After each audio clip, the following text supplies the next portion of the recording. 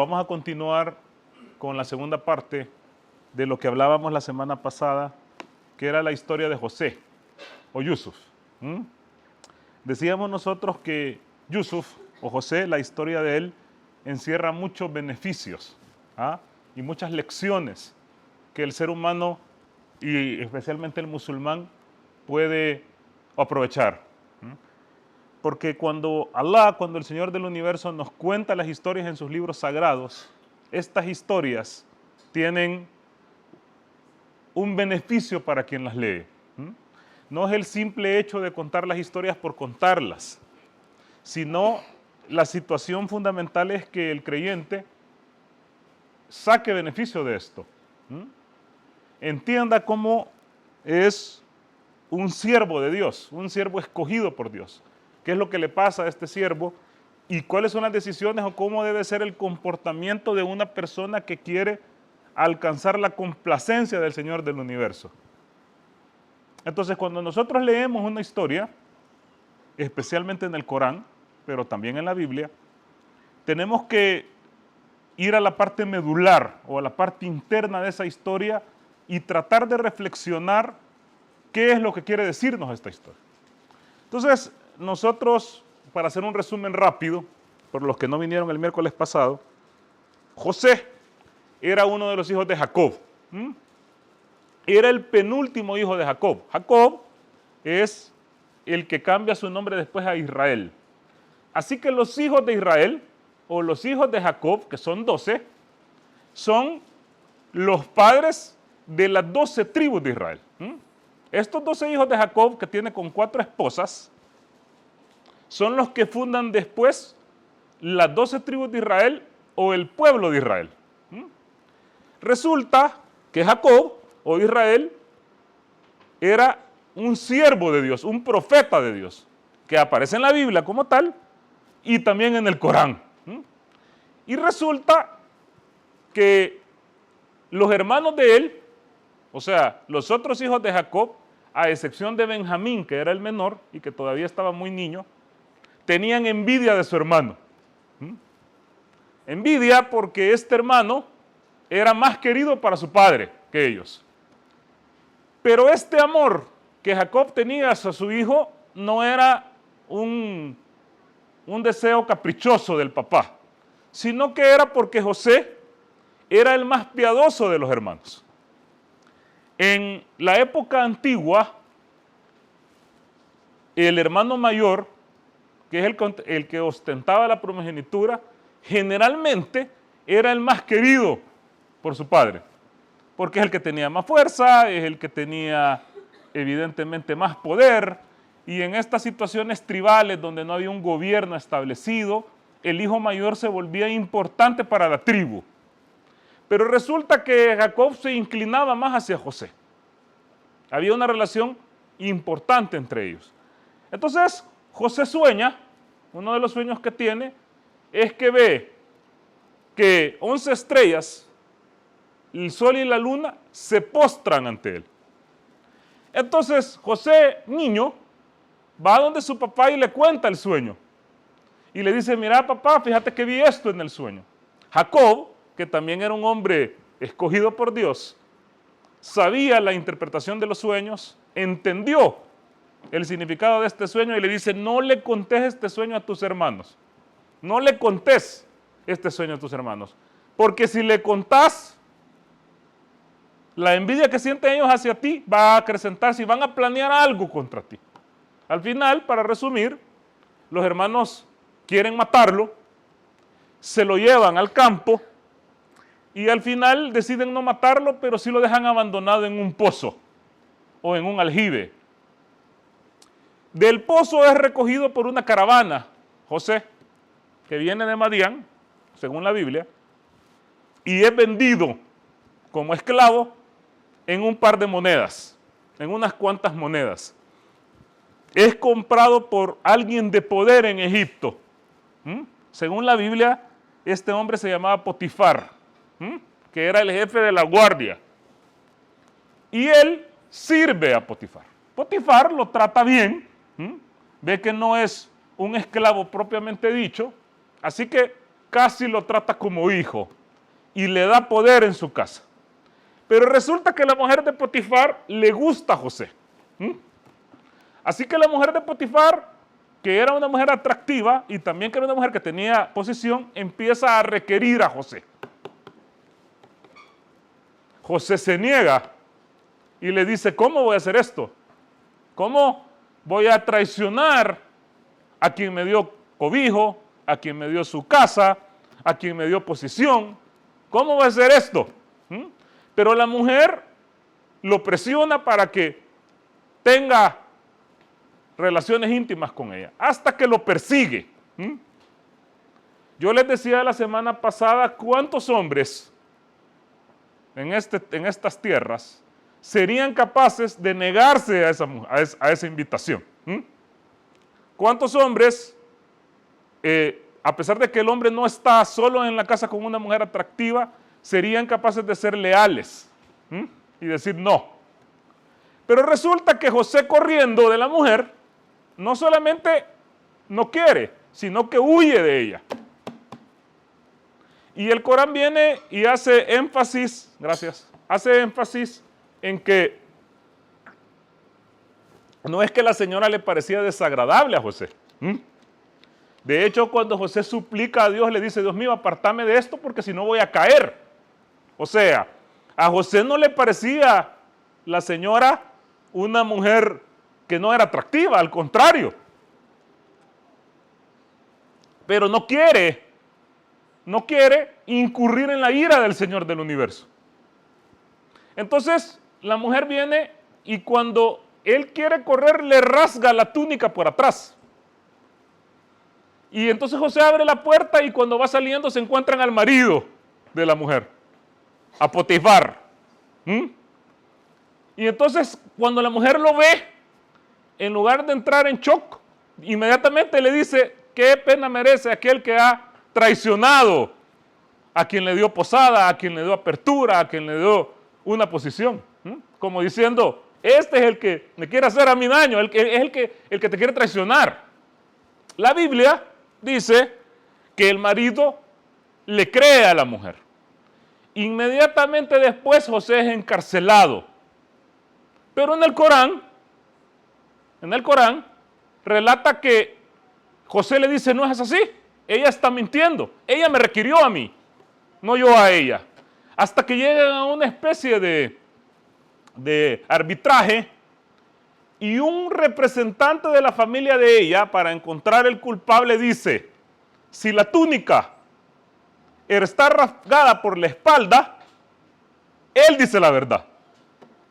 Pero si la túnica está rasgada por delante, ella dice la verdad. Una solución sabia. Resulta que la túnica estaba rasgada por atrás. Y como estaba rasgada por atrás, era evidente que quien lo venía persiguiendo era la mujer. El hombre, a pesar de eso, no hace nada contra la mujer y lo quiere dejar en secreto. Pero como todo sale a la luz, al final la gente y las mujeres del pueblo decían, miren la mujer del Asís, o del hombre de autoridad, o de Potifar, ay, le quiere caer a su criado. Está perdida. La mujer escucha estos rumores e invita a las mujeres que estaban en este chambre a la casa, vengan para acá. Y las invita a comer y les da unos cuchillos, unos cubiertos y cuchillos para que partan la comida. Y lo llama a José. Le dice, vení para acá. Cuando las mujeres lo ven, dicen, se cortan las manos. Se hieren las manos cuando lo ven porque José era un hombre bien parecido. Ellas dicen, esto no es un humano, es un ángel. Es guapo, es atractivo. Y entonces ya vieron, les dice la mujer, ustedes que estaban hablando de mí, ya vieron, pero si este no me cumple lo que yo quiero, va a ver lo que le va a pasar. José se siente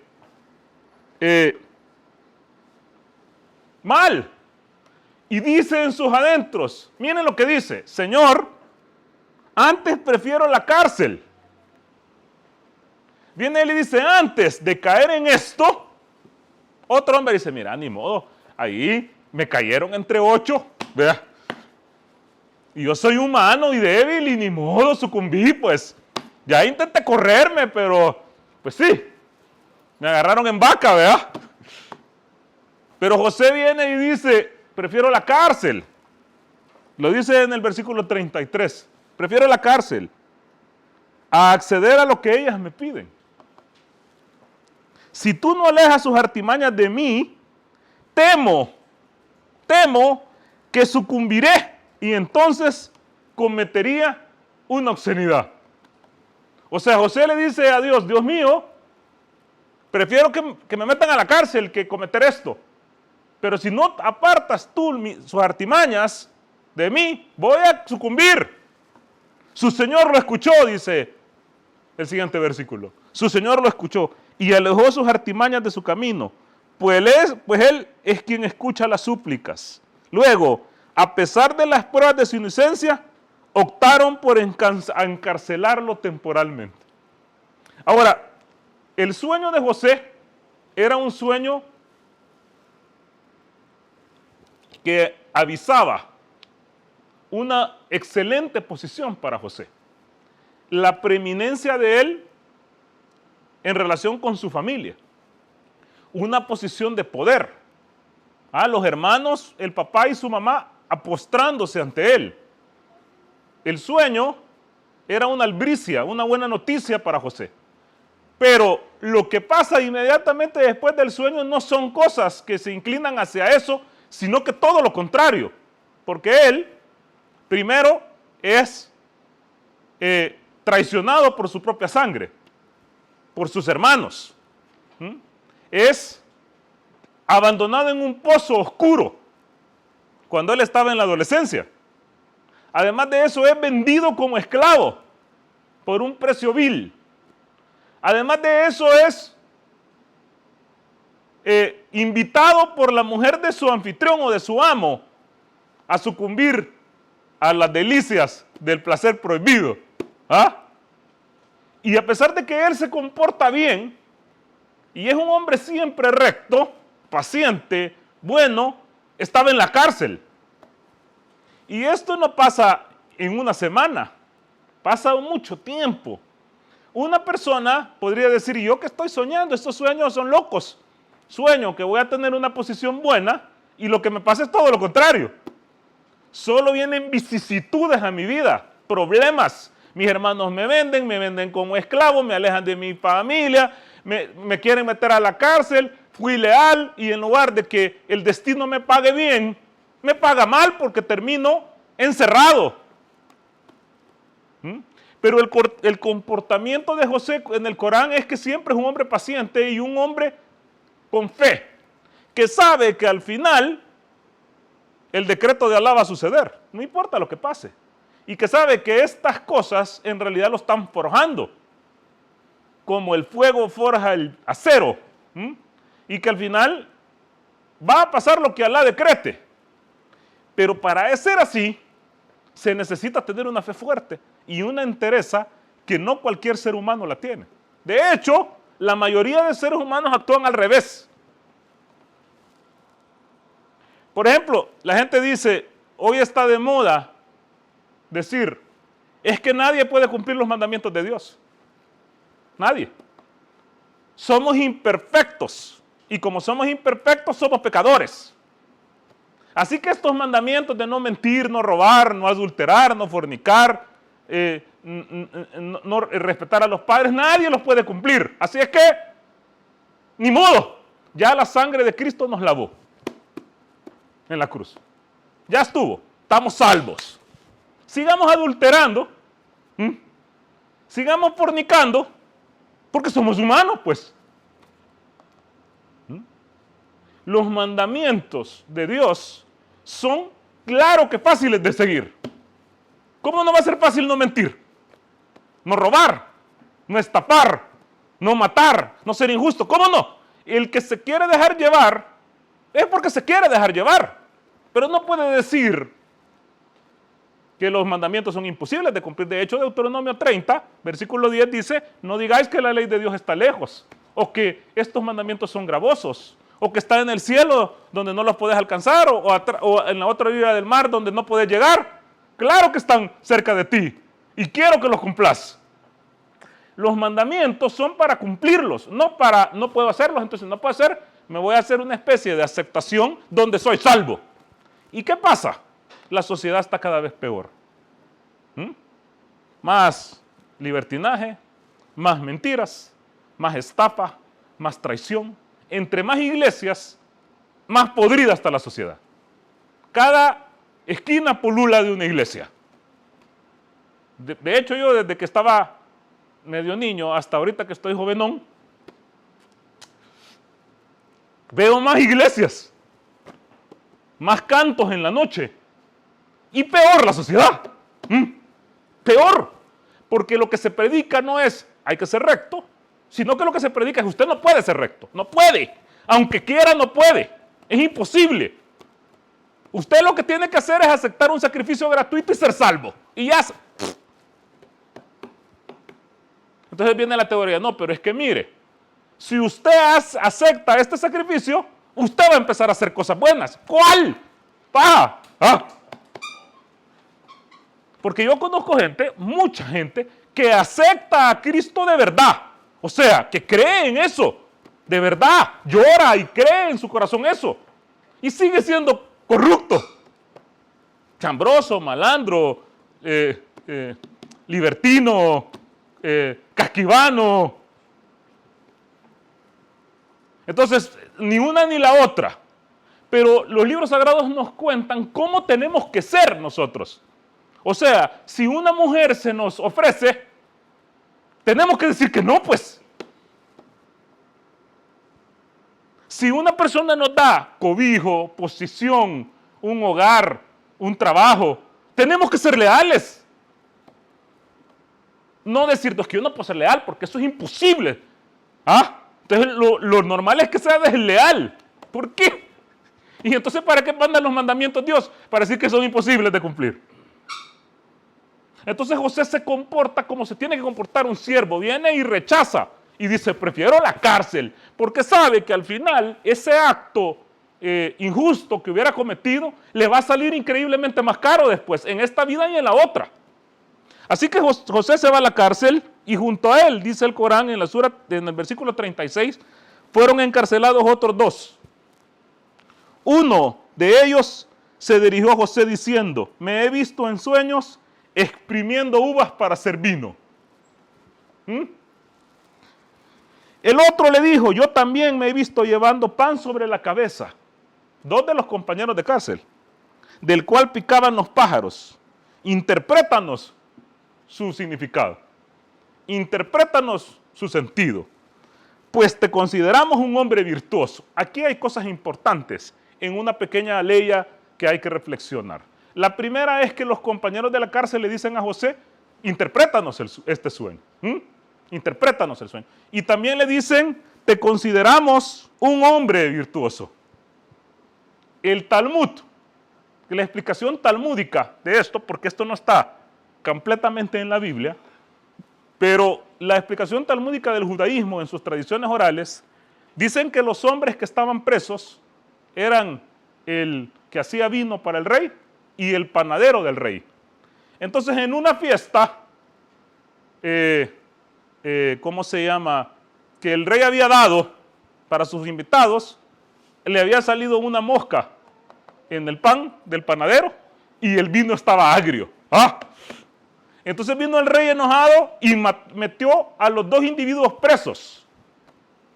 También la Biblia, esto lo dice la Biblia, José cuando llega a la cárcel, la gente que está en la cárcel, incluyendo el jefe de la cárcel, ve que José tenía un montón de actitudes de un hombre recto.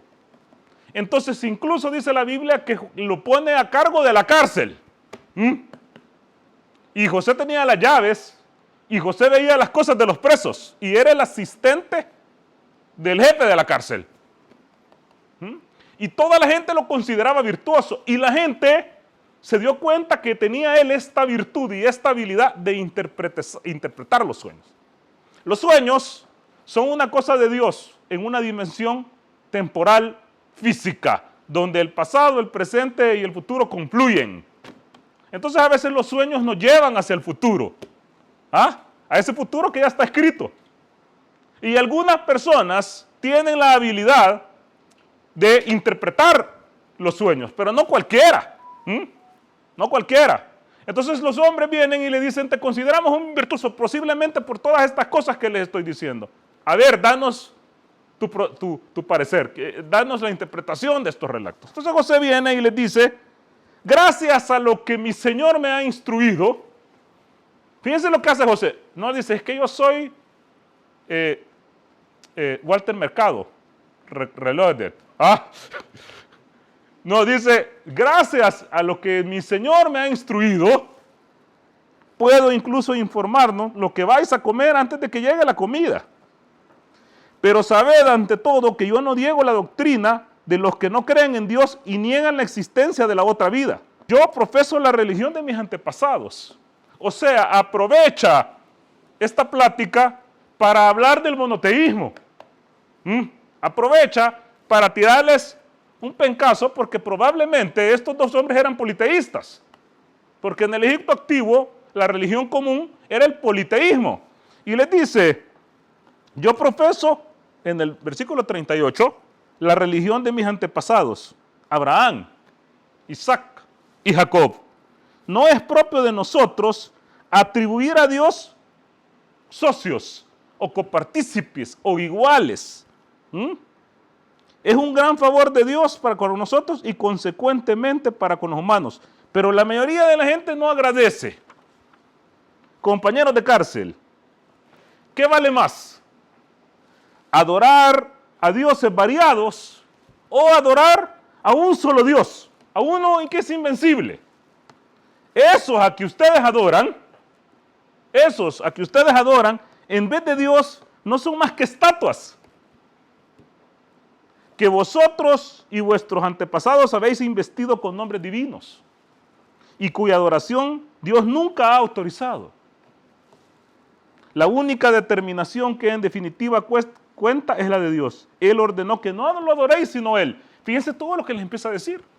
O sea, antes de darles el significado de los sueños, empieza a hablar del monoteísmo, que esos dioses que ustedes adoran son estatuas, y a veces a la gente no le gusta eso.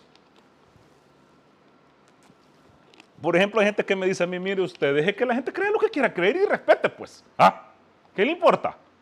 Usted tiene su religión y deje de estar hablando, porque a la gente le molesta y le falta el respeto. Y deje lo que, pues sí, pero ¿y qué acaso yo lo hago por la gente? Pues hay una inclinación en mi corazón, yo no sé por qué, de decirle a la gente lo que yo considero la verdad, que es una muestra de amor, porque lo que estoy diciendo es, mire, usted está equivocado en eso, está haciendo algo incorrecto, entonces esta es la verdad, esta es la verdad, aunque te digan, ¿cómo es que me dicen? Hijo del diablo, Satanás, poseso, poseído, mentiroso, chabacán, y no así le decían a Jesús, pues, así, es más, a Jesús, si ustedes leen los evangelios, le decían desde loco, adivino, hasta Belcebú. Y entonces Jesús dice, ¿quién es más? ¿El discípulo o el maestro? ¿Quién es más? Si al maestro lo llamaron Belcebú, o sea, a él, ¿cómo lo van a llamar a ustedes? ¿Cómo le van a decir? Entonces, yo cuando me están diciendo, no me dicen Belcebú, porque no llegan a ese nivel, pero me dicen Satanás, por ejemplo. Yo me acuerdo que así llamaban a los profetas. Me acuerdo, me siento honrado. Honrado. Entonces, bien, Jesús decía las cosas, y por supuesto que la gente que escuchaba las cosas no le gustaba lo que él decía. Y el profeta Muhammad lo mismo, cuando él decía las cosas, a la gente no le gustaba lo que decía.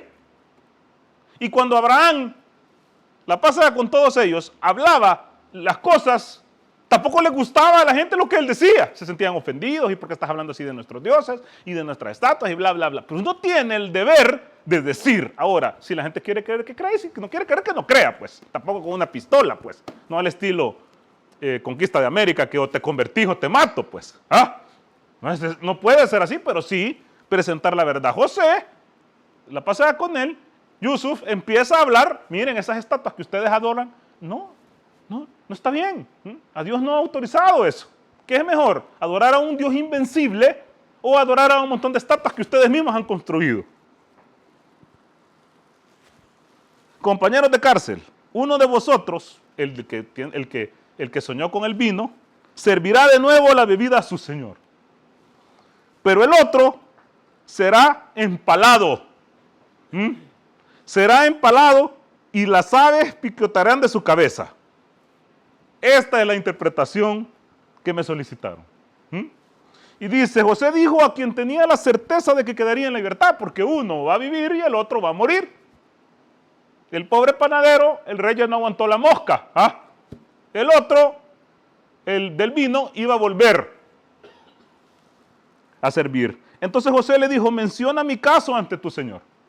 José le dice al vinero, mira, menciona mi caso. O sea, menciona la injusticia, que yo estoy aquí en la cárcel injustamente. Mencionale mi caso. Pero el demonio hizo que olvidara comentárselo. Permaneció en la cárcel varios años más. O sea, el éxito no es mañana. No es que yo mañana ya estuvo, ya salieron los problemas y ahorita yo ya tengo todo el mundo adorándome a mí y con la cabeza inclinada en la cabeza. No. Requiere, para llegar a esa posición, fuego, vicisitudes, problemas, paciencia, entereza, perseverancia, fe, esperanza. No es fácil, no es una cosa regalada. De hecho, el hombre merecía esa posición precisamente porque se comportó de esta manera ante las vicisitudes de la vida. Imagínense estar varios años en la cárcel todavía, ni siquiera es que vaya, este va a salir, se le olvidó ya saber cuántos años más pasaron, cuánto había pasado desde aquel muchacho fue abandonado en el pozo o en el aljibe. ¿Cuántos años creen que habían pasado? Un montón de años. Y todavía José recordaba el sueño que le daba en el futuro una posición envidiable. Un día, el rey, y esta es otra cosa importante para mí y es lo que les he dicho en otra charla, que el Corán, cuando menciona al faraón, o más bien al, ¿cómo se llama?, soberano de Egipto en el tiempo de José, nunca menciona la palabra faraón. Siempre menciona la palabra rey, rey, rey, rey. Pero cuando menciona al soberano en el tiempo de Moisés, menciona faraón, faraón, faraón, faraón. La Biblia menciona siempre faraón en el tiempo de José y faraón en el tiempo de Moisés. Esto es un error de la Biblia, porque en el tiempo de José, que es más o menos allá por los Hicsos, antes del Imperio Nuevo Egipcio, no llamaban al soberano como faraón. Eso fue hasta que salieron de Egipto y conquistaron parte de Asia. Ahí fue que se empezó a llamar faraón, que significa casa grande. ¿Cómo puede saber esto Muhammad? La pasada con él. Es imposible, porque nosotros recientemente lo hemos descubierto a partir del descubrimiento de la piedra Rosetta en 1799, que se empezaron a descifrar los jeroglíficos y uno fue a leer que no le decían faraón en el Imperio Viejo y ni en el Medio, sino que hasta el Nuevo. El Corán no comete este error anacrónico que sí comete la Biblia. Entonces el rey tuvo un sueño y le dijo a su gente, he visto 7 vacas flacas devorando a 7 vacas gordas. Y he visto también 7 espigas verdes y otras tantas resecas. Cortesanos, interpretad mi sueño. Si sois capaces de hacerlo. Todo estaba preparado y escrito para que llegara este momento. Si José no hubiera sido abandonado en el pozo por sus hermanos, si José no hubiera sido recogido por la caravana de Madián que iba para Egipto, si no hubiera sido vendido y lo hubiera comprado precisamente Potifar, si la mujer no lo hubiera requerido, si él se no hubiera negado a sus artimañas, si él no hubiera terminado preso, si él no hubiera conocido a los hombres que fueron apresados por no quedar bien con el rey, si ellos no hubieran puesto una mosca en el pan y el vino hubiera salido agrio, nunca a José le hubiera llegado el rumor de este sueño. Todo se había configurado, si lo vemos para atrás, para que llegara este momento. ¿Ah? Uno no puede zafarse del decreto de Dios. No puede. No puede. Haga lo que haga, no puede zafarse. Lo que está escrito prevalecerá. Prevalecerá. Ante una vicisitud que uno cree que es insolucionable, ¿para qué te preocupas? Y entre una situación que parece con solución, ¿para qué te preocupas? Está escrito. Está escrito. Uno tiene que trabajar, ser perseverante, pero no sucumbir a la desesperación. Dios, Alá, está con los pacientes. Entonces, la gente le contestó, son sueños incoherentes y en todo caso, nosotros no sabemos interpretar los sueños.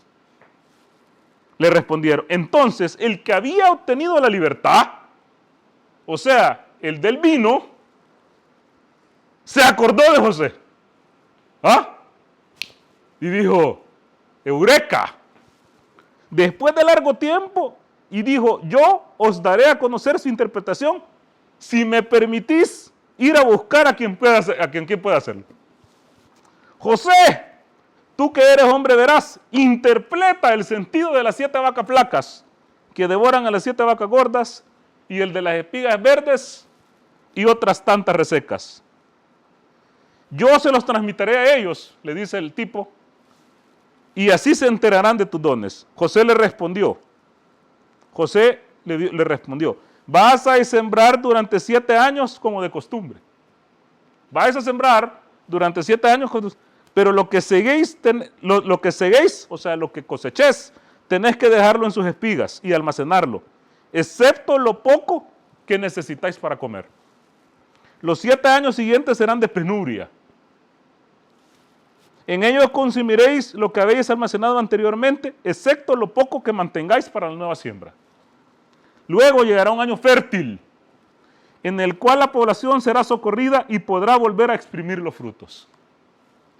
Informando del rey de la interpretación del sueño, ordenó, tráemelo. El rey estaba fascinado porque cuando uno escucha la interpretación, cuando uno escucha el sueño, 7 vacas gordas que devoran, flacas que devoran a gordas, es complicado, pero cuando uno escucha la interpretación, el corazón dice, esto es el significado. El rey emocionado dice, tráemelo. Cuando el emisario se presentó ante José, éste le dijo, vuelve a tu señor y pregúntale, ¿qué pasó luego con aquellas mujeres que se habían hecho cortes en las manos? Pues mi señor está bien enterado de sus artimañas. El rey convocó a aquellas mujeres. El rey quería saber. No es que vaya, llévame aquí, sacame de la cárcel. Ya, ahorita. No, José sabía que tenía que limpiar su prestigio, su nombre. Y que las artimañas de estas señoras tenían que salir a la luz. No era que sacame por orden del rey. O sea, estoy bajo el régimen de excepción y con una llamada me sacás. No. Que se pruebe mi inocencia, pues. Entonces el rey convocó a aquellas mujeres y les dijo, me tenéis que dar una explicación de la artimaña que habéis empleado para intentar seducir a José. Dios nos libre de acusarle, respondieron ellas. Dios nos libre de acusarle. Nunca nos hemos enterado de nada que pueda herir su reputación. La mujer del Asís, del hombre de autoridad, aseveró entonces, y habló ella y dijo, es la hora de que la verdad salga a la luz. Es la hora de la que la verdad salga a la luz. Fui yo quien lo solicitó. Y él dijo la verdad. Fui yo quien le solicitó. Y él fue veraz. Lo declaró así para que sepa José que yo no me aproveché de su ausencia para traicionar su causa. Pues Dios desbarata las intrigas de los traicioneros. Dios desbarata las intrigas de los traicioneros. Dios desbarata las intrigas de los traicioneros. Dios no ama a los traicioneros. Y uno tiene que tener confianza en esto. Porque aunque el traidor no se vea, Alá todo lo ve. El testigo de todas las cosas. Y si uno camina rectamente, tiene que tener la seguridad absoluta que Alá desbarata los planes de los traidores. No pretendo justificarme, dijo la mujer, porque el egoísmo incita al mal. Solo se salva aquel a quien mi Señor, pues mi Señor es indulgente y compasivo. El rey ordenó entonces, traédmelo. Será mi hombre de confianza. O sea, primero un hombre capaz, que interpretaba los sueños, inteligente, pero con esta mancha que porque estaba en la cárcel, pues. El rey podría decir, porque está en la cárcel, está preso por algo, pues. Es bueno, pero está preso. Pero la razón por la que estaba preso era una injusticia, que había manchado el nombre de los profetas. Y esta es una cosa importante para mí. El Corán nos cuenta cómo Dios, Alá, el Señor del universo, salvaguarda el prestigio de sus siervos escogidos. Incluso algunas calumnias que los escritores de la Biblia posteriores hicieron, el Corán se encarga de darles la posición a los siervos de Dios. O sea, el Abraham bíblico, proxeneta, que presta a su mujer al faraón en Egipto, y que de ahí se le va a prestar a Abimelech. El Jacob, que engaña a su hermano por un plato de lentejas para robarle la primogenitura, y se aprovecha de su padre ciego. El Lot, que las hijas lo ponen a surumba y se meten con él. Noé, que nomás bajar del barco, lo primero que hace es ponerse una gran pichinga que queda chulón en su casa para que lo vea su hijo. Aarón, que construye el becerro de oro y lo adora. Salomón, que adora a los dioses ajenos. David, que se mete con una mujer casada y todavía manda a matar al marido. Toda esta tanda de pícaros del Antiguo Testamento no se corresponde con la realidad. Yo decía, ¿y Dios por qué ha escogido a David? Si ese es peor que yo. Metiéndole el bichito al otro que no era el hijo y todavía lo manda a matar. O Noé, después de que Dios lo salva, una gran pichinga y se queda chulón. O Abraham tratando de vender a su mujer. O sea, una tanda de profetas cochinos. Pícaros. Pero el Corán dice, no, eso es mentira. Abraham era recto y temeroso. Nunca hizo eso. Lot jamás. Y las hijas lo pusieron a pichinga. Para empezar, si lo hubieran puesto a pichinga, se hubieran quemado en Sodoma y Gomorra las hijas también, pues. ¿Para qué la sacó? Para ir a hacer esa cochinada después. Jacob jamás engañó a su papá ciego. Aarón jamás construyó el becerro de oro. ¿Cómo va a construir el becerro de oro y después va a ser el líder de los sacerdotes? David jamás se metió con una mujer casada y se la quiso meter al marido y lo mandó a matar. Y entonces, ¿cómo puede ser el escogido de Dios? Y Salomón jamás adoró a dioses ajenos. Para empezar, era el más sabio que se ha parado sobre la tierra. ¿Cómo el más sabio que se ha parado sobre la tierra va a ir a adorar a dioses ajenos, hombre? Inventos de los escribas, como dice Jeremías 8:8. No digáis que la ley del Señor está con ustedes. La ha cambiado en mentira la pluma mentirosa de los escribas. La misma Biblia dice eso. Entonces José estaba en la cárcel y también Dios, Alá, le da su posición. No, hombre, ¿cómo se va a meter con la mujer del que lo invitó? ¿Cómo? Hombre recto. El rey ve esto y dice, tráigamelo, lo voy a hacer mi hombre de confianza. No solamente tiene capacidad, sino que también es leal y recto. El rey ordenó entonces, traédmelo, será mi hombre de confianza. Claro, con esa capacidad y esa lealtad también, yo quiero uno así. Todos quieren uno así. Cuando José compareció ante el rey y éste hubo conversado con él, le dijo, desde hoy te daré la máxima autoridad para que ejerzas tu cargo y gozarás de mi plena confianza. Confíame las arcas del país, le dijo José. Confíame los graneros, las arcas del país. Porque como has podido comprobar, soy un fiel gestor y estoy bien informado.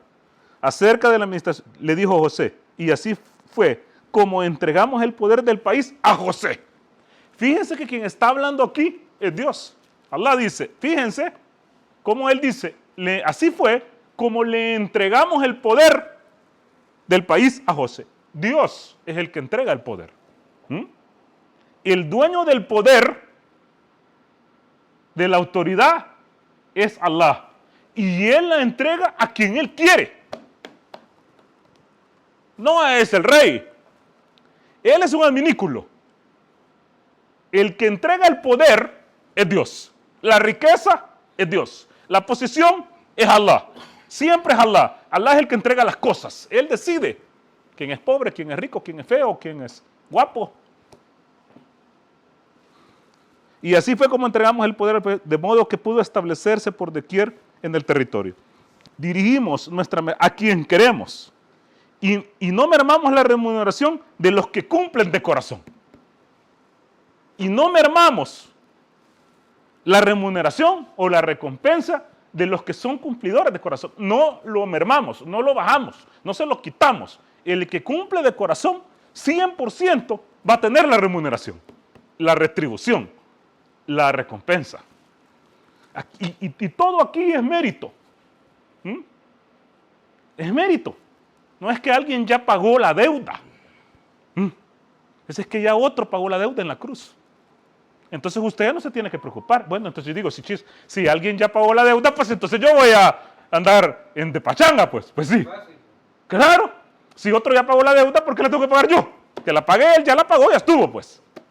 Entonces es como que yo le deba a Danilo, y entonces venga Wilson y le diga a Danilo, va, yo le voy a pagar ahí lo del imán, mi bolsa. Viene él y saca el dinero y le paga. Y después Danilo me anda cobrando a mí otra vez, ¿por qué?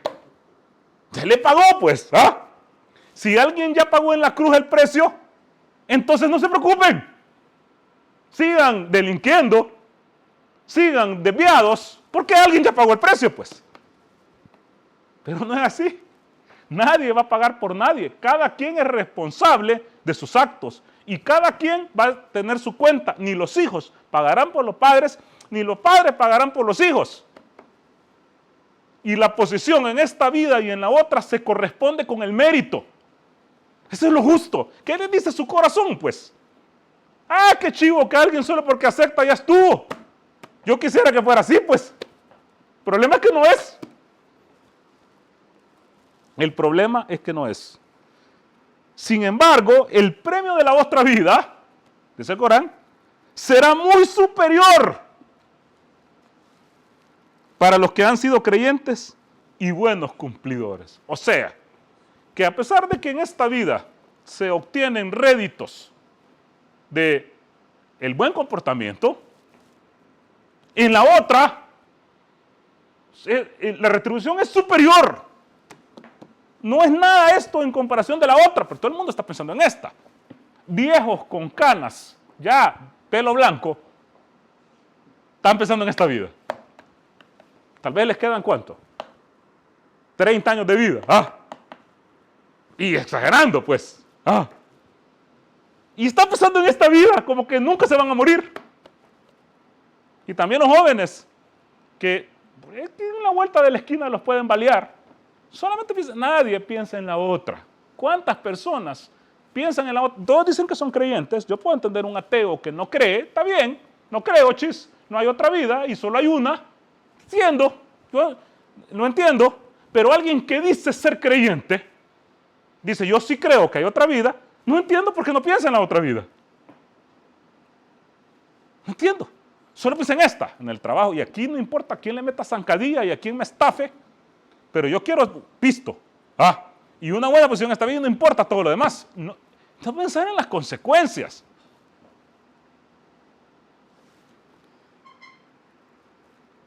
Un día, después de que ya José ya estaba en una posición buena, los hermanos de José llegaron a Egipto y acudieron a su audiencia para concertar trueques ahí. Porque recuerden que Egipto era el granero del mundo. Y entonces, en Egipto, gracias al sueño del rey y de la interpretación de José, había cuidado bien sus suministros. Entonces, los demás pueblos que estaban alrededor, que no tenían esta información, estaban en hambruna. Y Egipto estaba haciendo buenos negocios. Acuérdense que todo era con trueques. Entonces, los hermanos de José, que vivían cerca, fueron a Egipto a traer grano, pues. Ya vamos a llegar por ahí en estos días, porque ahorita la India, por ejemplo, que es el segundo productor de trigo en el mundo, ya dijo, importaciones de trigo, neles. Ah, neles. Ucrania, Rusia, y en cualquier momento la inflación del pan va a estar tan fregada que, Mahmoud, tenemos guardado trigo ahí para hacer trueque, ¿verdad? Arroz y maíz. Entonces, los hermanos de José llegaron a Egipto y acudieron a su audiencia para, ya les digo, él los reconoció, mientras que ellos no fueron capaces de reconocerlo.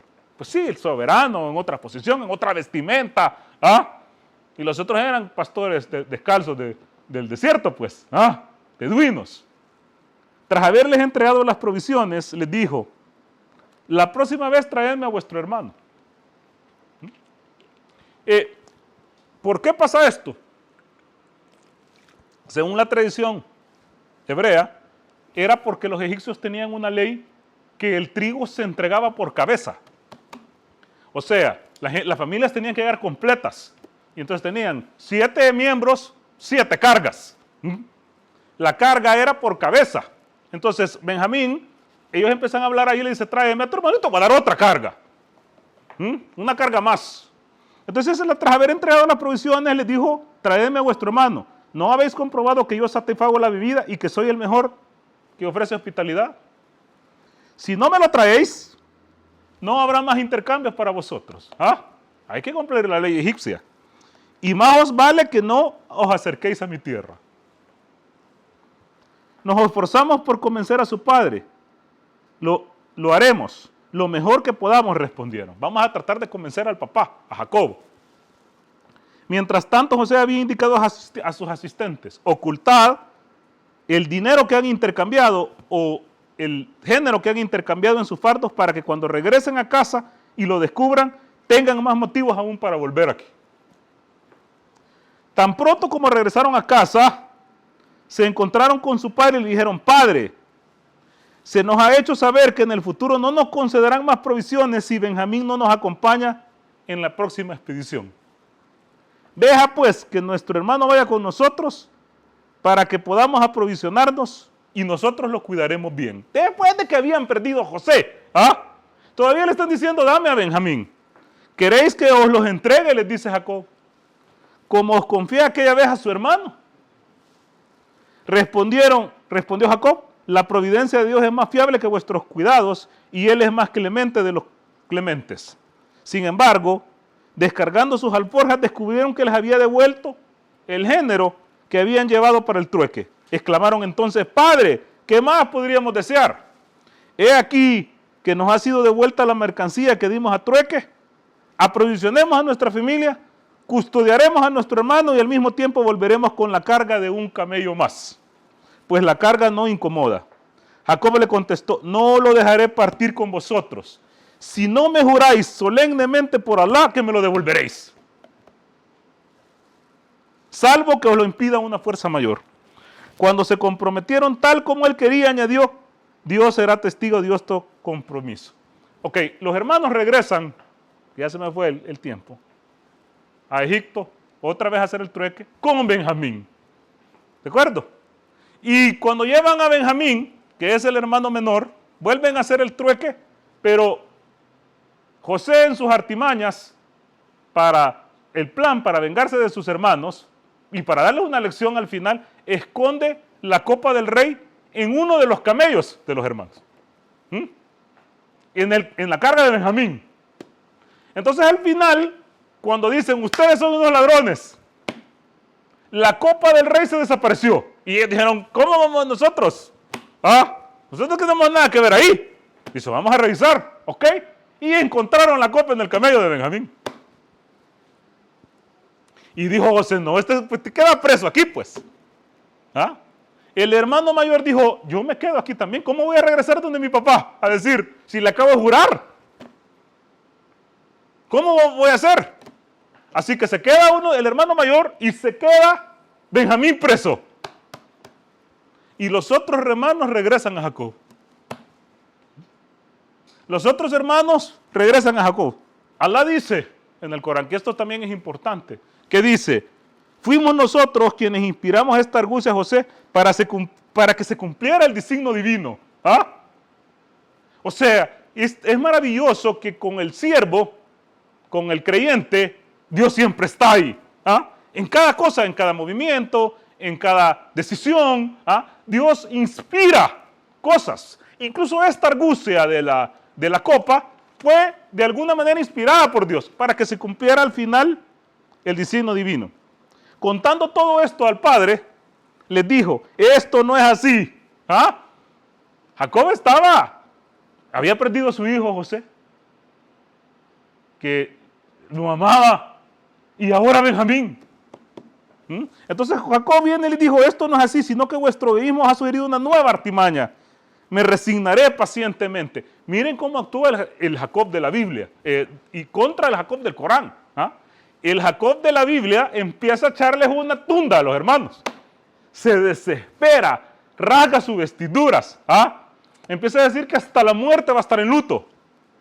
El Jacob del Corán, como debe ser un profeta, se resigna pacientemente ante esta vicisitud de perder a su hijo, a su otro hijo, y dice, me voy a resignar pacientemente, tal vez Dios me los devuelva a todos. No sé cuántos años habían pasado desde que José y él dice, tal vez Dios me los devuelva a todos, pues él es omnisciente, el sabio. Luego se apartó de ellos diciendo, ay de mí, y perdió la vista de tanta tristeza. ¿Ah? Se estaba tanta triste que Jacob perdió la vista y se quedó desconsolado, sufriendo en silencio. ¿Ah? Sufriendo en silencio. Le dijeron, por Dios, padre, si sigues lamentándote por José, te consumirás e incluso morirás. Yo lamento mi pena y mi tristeza ante Dios, no ante vosotros. Yo me lamento ante Dios, no ante vosotros, porque vosotros ignoráis lo que yo sé acerca de la omnisciencia de Dios, contestó. Vosotros no sabéis lo que yo sé. Al final, los hermanos regresan para terminar y José les revela que es José. ¿Ah? Ellos se sienten desesperados, se acuerdan de todo lo que lo hicieron, que lo tiraron al aljibe, ¿ah? Que lo querían matar, que después lo venden, y José los perdona. Y les dice, no hay resentimientos, lleven esta túnica donde mi papá y mi papá va a recobrar la vista. Ellos van donde el papá, dan la túnica, Jacob se la pone en la cabeza, en la cara, recobra la vista y regresan la mamá, el papá y los hermanos a Egipto, y cuando llegan enfrente de José, se inclinan ante él. Tal como José soñó muchos años atrás. Tal como José vino y José soñó muchos años atrás. Al final se cumplió lo que Alá había decretado. Y esta historia, que es una historia maravillosa, nos enseña la envidia de las personas que están incluso más cerca de uno. ¿Ah? Lo que puede generar la envidia, que es uno de los pecados más graves que hay. El daño incluso a la gente que ama, a los hermanos, a la sangre, la paciencia. La situación de entender que algo que parece malo puede ser bueno al final. Que es importante, lo primero, quedar bien con Dios, buscar su complacencia y saber que lo que viene siempre va a ser bueno para el creyente. Incluso la cárcel. Tener la confianza que eso que se está configurando en realidad es lo que nos merecemos. Y que al final, si nosotros estamos seguros de que estamos en el camino recto y estamos bien, lo que nos está pasando es la construcción de lo que nos merecemos. Y si nos hemos portado bien y hemos tenido una cercanía con el camino de Dios, saber que eso que se está construyendo ni siquiera lo imaginamos. Saber que cuando Dios nos inspira una cosa, si estamos en el camino correcto, bueno, puede ser que sea el anuncio de algo bueno que va a pasar, pero en el interín de eso, puede ser que empiecen a pasar un montón de cosas difíciles que aparentemente nos están alejando de eso que Dios nos ha inspirado, que Dios nos ha prometido, que Dios nos ha reservado. Que es importante perdonar. Porque los hermanos, miren cómo se comportaron. José tenía el poder y en lugar de desenvainar la espada y cortarle la cabeza, los perdonó. Y les dijo, no hay ya resentimientos entre nosotros. que a pesar de que estemos en la posición en la que estemos y tengamos las virtudes que tengamos, siempre reconocer que esas virtudes que tenemos son de Dios, que Dios nos las ha dado. Que en cualquier medio que estemos no perdamos la oportunidad para hablar de la unicidad de Dios y del camino correcto, aunque la gente se enoje y no le guste. Nosotros tenemos el deber de tirar esa semilla. Y lo más importante, tener la seguridad que el decreto de Dios, el decreto de Allah, se va a cumplir. Y que aunque todo el mundo esté en contra, si Dios ha escrito un bien para nosotros, ese bien prevalecerá. Y que aunque todo el mundo no quiera, si Dios ha escrito un mal para nosotros, ese mal sucederá. Porque el designio de Dios es indetenible. Muchas gracias, hermanos.